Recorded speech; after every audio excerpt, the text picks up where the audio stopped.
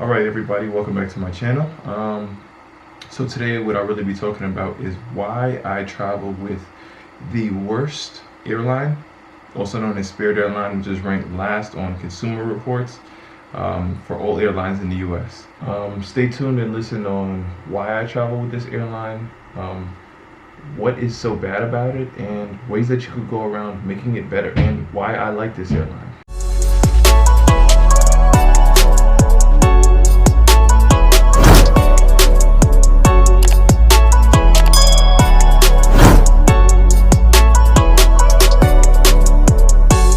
So the first thing we want to talk about is why Spirit is so bad.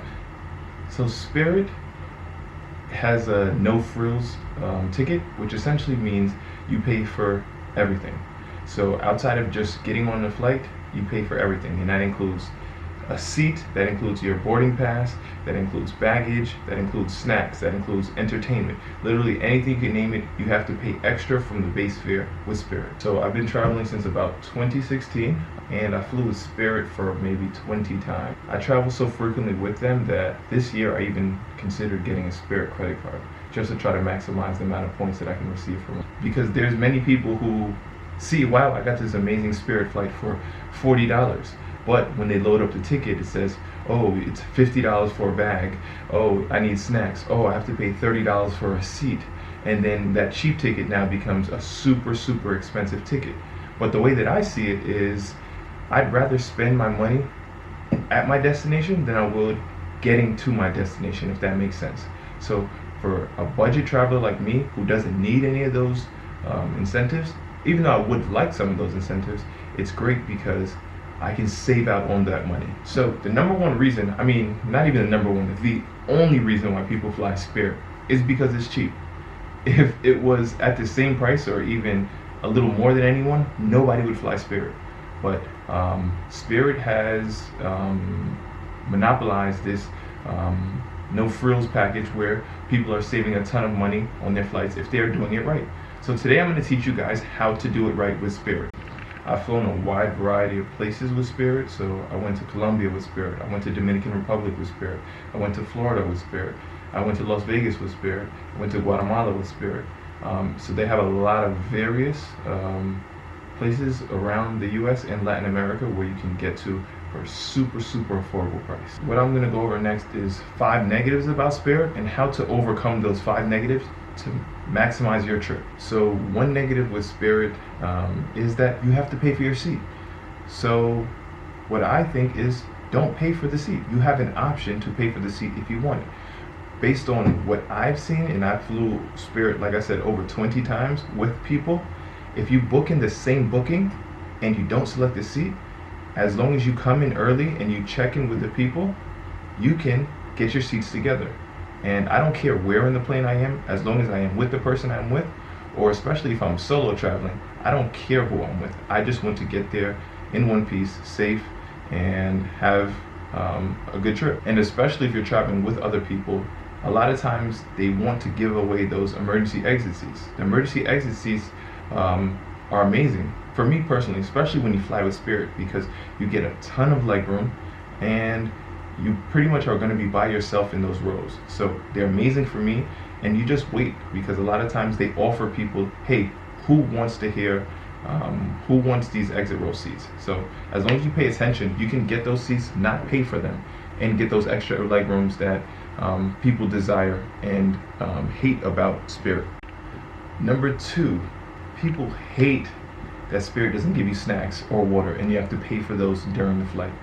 So what I do is I use a water bottle. So I put an empty water bottle in my bag, and when I get to the airport, I fill it up once I go through the customs. So it's simple. You just fill it up, and then you have that water, so you don't have to pay for it in flight, which is usually a super overcharged water anyhow. Secondly, if you bring your own snacks in your bag, then don't pay for them. Typically, snacks that you would pay for in a flight don't equate for the difference in cost for what you would be spending not going with Spirit. So for me, I'd rather bring my own snacks, bring my own water bottle, fill it up, and save in that cost. Also, a lot of people don't even know, but you can bring food on a flight. So you can, like, if you meal prep and you make your own lunch, as long as it's not like a soup, meaning that it's mostly liquid. If it's like chicken and rice and broccoli or whatever you eat, you can bring that onto a flight, and you can go through the customs with no issue. So bring your own food, bring your own snacks, and bring an empty water bottle, and you don't have to worry about that. You don't get snacks. Also, Spirit has an option where you have to pay to pick up your ticket at the airline. I've never done that, nor do I care to do that. Me personally, I just download the Spirit app, and with there, I have a free option to check in at the airport through the app. That way, it's easier for me that I don't have to go to the tellers to get my ticket, and my ticket is right on my phone, so I can just go through. Also, people complain that, oh, they don't have the TV panels in front, or there's no Wi-Fi. Listen, typically these flights are going to be 3, 4, maybe 6 hours at most.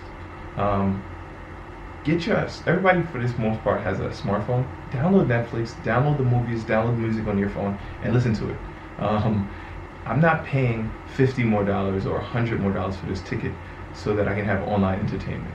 To me personally, I think that's a waste of money, and as long as I have my smartphone with these things, it's an easy solution. And lastly, but probably the most important thing about Spirit that people hate is that you have to pay for baggage.